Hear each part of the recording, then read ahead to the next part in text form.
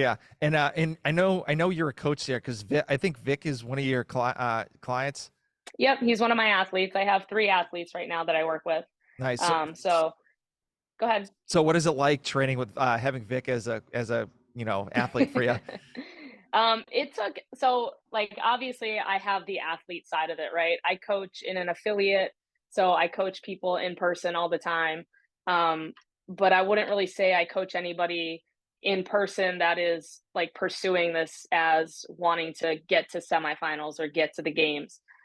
So like starting off as a remote coach was a bit of a learning curve, and he was my first. So he's kind of been along for that ride as well. And like we have a really good like rapport with each other. We have a good relationship. We and he puts in the work. Like the guy shows up and he's fun to work with.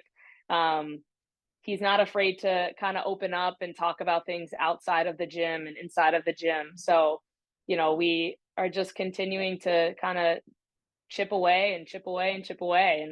And we've seen a ton of progress. And we actually had a conversation about it actually yesterday. Oh, nice. He had sent me a message, that he was talking with someone and they were telling him, like, you're not too far off of, wanting to make that goal happen and wanting to make that dream happen. He's like, what do you think? And I was like, yeah, I think the guy is right. And I think a big part of it for someone like Vic is the belief that he can do it. Because, when you haven't been at that, like when you haven't tasted it yet, your mind can just constantly play tricks on you. You could feel like, putting in the work isn't getting you where you want to go. Hmm.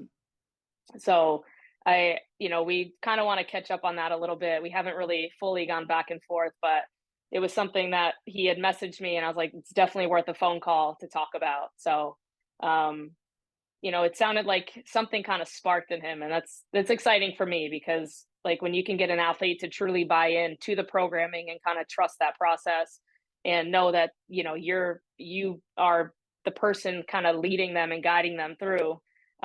It's a cool feeling. It's rewarding. Yeah. Yeah, I see his well, I mean, he's part of the podcast too. So Yeah. so I watch his stories and he's like I mean he's a shorter individual compared to me. So Hmm. but he can deadlift and squat and like he can lift some heavy weights. Yeah, It's impressive. it is. And it's just, it's the technique side of it now. How do we kind of get all of that dialed in to, transfer over to your clean, transfer over to your snatch? Like he's built a really good foundation. So, it's just continuing to find those little things that we can be nitpicky about. Hmm. And, the progress from when we first started though, like it's impossible not to see it. So that's what makes me happy is I see he's still moving in the right direction. And that's the goal. Yeah. Yeah. So you said you have three athletes that you coach like online. Are you looking to do like any more coaching, or is it kind of like not in your bandwidth right now? Yeah. So I took on three.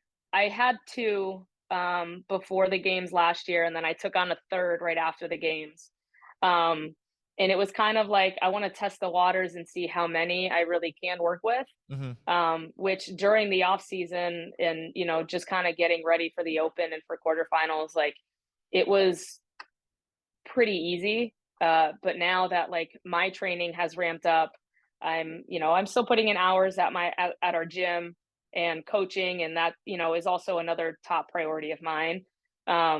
It's definitely more of a balancing act that I've had to try to kind of figure out. So because I'm that kind of person that like if I'm gonna do it, like I want to give you Yeah. all of me. Like I want to Hmm. give you like my 100%. I want to give you the attention that you deserve.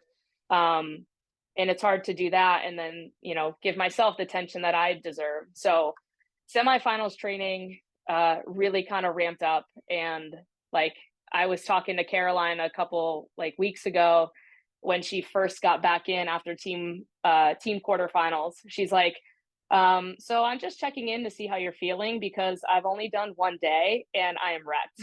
And I was like, well, I did that one day last week and I've been sore ever since. So yeah.